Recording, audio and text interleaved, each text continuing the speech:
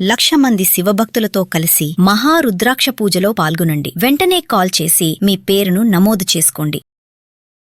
నమస్తే, welcome back to Suman TV. Present మనతో పాటు ఉన్నారు TEDx speaker, legendary award winner in real estate, realtor oxygen founder and CEO doctor Nandi Rameshwar Rao గారు. నమస్తే sir. నమస్తే అమ్మ. సార్, మరి బంగారం వెండి ధరల గురించి మాట్లాడుకుంటే ఎన్నిసార్లు మాట్లాడతాము బంగారం సార్, ఇప్పుడు మహిళలకు చాలా ఇది గుడ్ న్యూస్ సార్. ధరలు బాగా తగ్గిపోతున్నాయి. కొందామంటే డబ్బులు లేవు మా దగ్గర. మరి ధరలు చూస్తే క్రమేప తగ్గిపోతున్నాయి. మరి 24 క్యారెట్స్ అయితే 14,000కు వచ్చేసింది. 22 క్యారెట్స్ 13,000కి అయితే రావడం చూస్తుంది. ఇంకా వెండి అంటారా 2,65,000కు వచ్చింది. మరి కొనాలనుకునే వాళ్ళకి ఇది మంచి టైం అని చెప్పి చాలా మంది బిజినెస్ అనలిస్ట్ చెప్పడం జరుగుతుంది.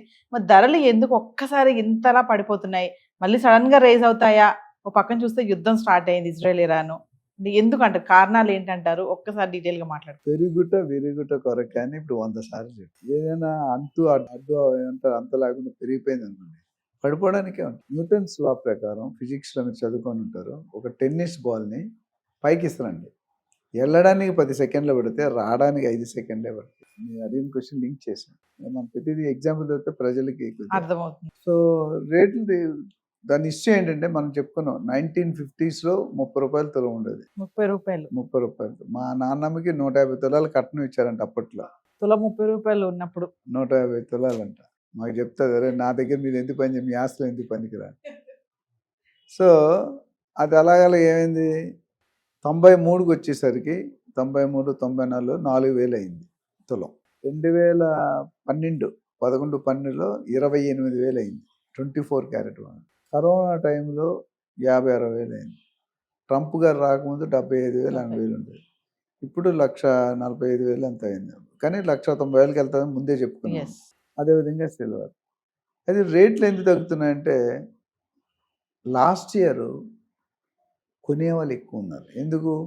80,000, 90,000 కొనుక్కుంటూ 1,50,000కి అమ్ముకుంటారు. 100% profit with in 10 months or 1 year. ఇప్పుడు ఏమైంది, అమ్మేవాళ్ళు ఎక్కువైపోయారు. అక్కడ కొనేవాళ్ళు, ఇక్కడ వాళ్ళు ప్రాఫిట్ చేసుకోరు. ఇప్పుడు ఎవడని కొనుక్కుంటే లాస్ ఏముంటుంది. ఇప్పుడు 1,60,000 కొన్నాను, 1,45,000 అయింది. ఏమైంది? లాస్ అవుతుంది. ఇది కారణం. మరి దీనికి కారణాలు ఏంటంటే, బిజినెస్ అనేది, ట్రేడింగ్ అనేది లాభం. మీరు కొంటారు, 6 నెలల నుంచి 10,000 వేసుకొని అమ్మేస్తారు. రియల్ ఎస్టేట్ సెల్లింగ్, ట్రేడింగ్ అంటాం, బయింగ్ అండ్ సెల్లింగ్. వెండి ఎందుకు పెరిగింది అనేది మన ఇండస్ట్రీ యూసేజ్. కానీ గోల్డ్ ఎందుకు పెరిగిందంటే, స్టాక్ మార్కెట్ కుదేలవడం వల్ల వేరే ఆప్షన్స్లో ఉండేది మిగిలింది real estate, gold, silver. Real estate అనేది కొద్దిగా మందుగుడిగా ఉందనేది మనం చూసాం. మిగిలిన ఆప్షన్ ఇదే.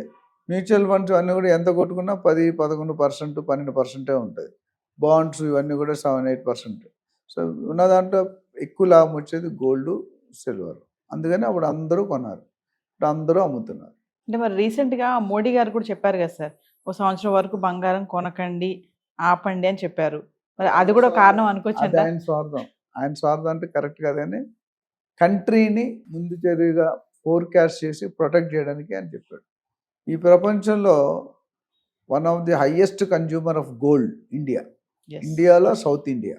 ఎందుకంటే మనకి ఈరోజు యాజ్ ఆఫ్ టుడే రఫ్గా 32,000 టన్నులు గోల్డ్ ఉందంట ఇండియాలో. 3 రూపాయల్లో ఉంది. ఒకటి ఒంటి మీద ఉంది, రెండోది లాకర్లో ఉంది, మూడోది ఎక్కడ ఉంది చెప్పండి. వేసుకున్న జ్యువెలరీ వేరు, ఓల్డ్ జ్యువెలరీ వేరు. వేసుకునేది దాచుకునేది బాగా సరిపోయింది.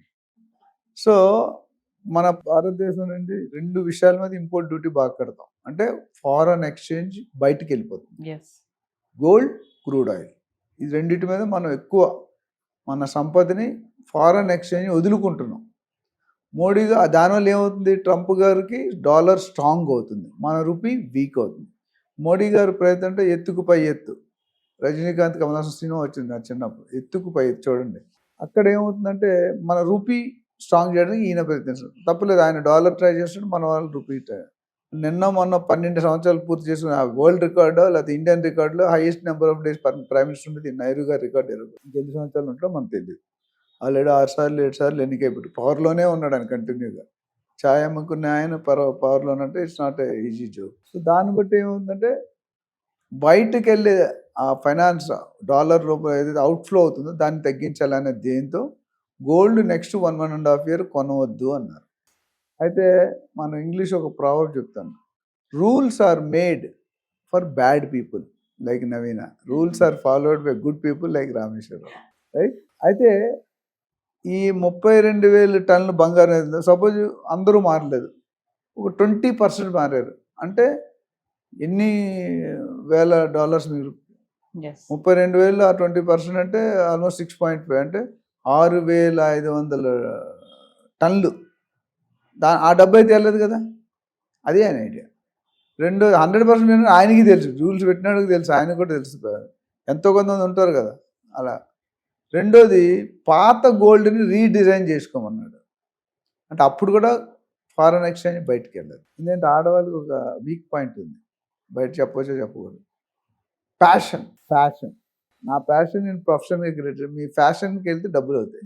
దాన్ని ఓల్డ్ జ్యువెలరీ లాకర్లో పెట్టుకునే బదులు మీరు రీడిజైన్ చేసుకుని నేను ప్రతి 3 నెలలు మనం పెళ్లిలో తప్ప అన్నింటిలో ఆల్టర్, పెళ్లికి తప్పదు కాబట్టి రూల్, ఒకటే భార్య ఒకటే భర్త ఉండాలి కదా రూలు. మామూలుగా అయితే మిగతా వాళ్ళు కొంతమంది రూల్స్. ఇక్కడ ఈ డిజైన్ మార్చుకోవడం, కొత్త బంగారం కొనుక్కొని 30% వేస్ట్ చేసుకునే బదులు ఈ పాత బంగారాన్ని మీరు రీడిజైన్ చేసుకుని అదే వాడు. సో ధరలు మళ్ళీ పెరిగే ఛాన్సెస్ ఎక్కువగా కనబడుతున్నాయని అంటున్నారు ఫైనల్ గా. కొంతకాలం పెరుగుతుంది, అది war situation, Iran Israel war బట్టి ఉంటుంది. But at the end maybe after 6 months or by end of the year రేట్లు కరెక్షన్ అవుతాయి, తగ్గుతాయి. అత్యవసరం అయితేనే కొనుక్కోమని చెప్తున్నారు అనలిస్ట్గా. అత్యవసరం కాకపోతే కొనుక్కోవద్దు, లేదా ఇతర రూపంలో బాండ్స్ కొనుక్కోమన్నాడు, లేదా రకరకాల రియల్ ఎస్టేట్, డిజిటల్ వేలో గోల్డ్ డిమానిటైజేషన్ కూడా వస్తుంది, నెక్స్ట్ ఎపిసోడ్లో మాట్లాడదాం.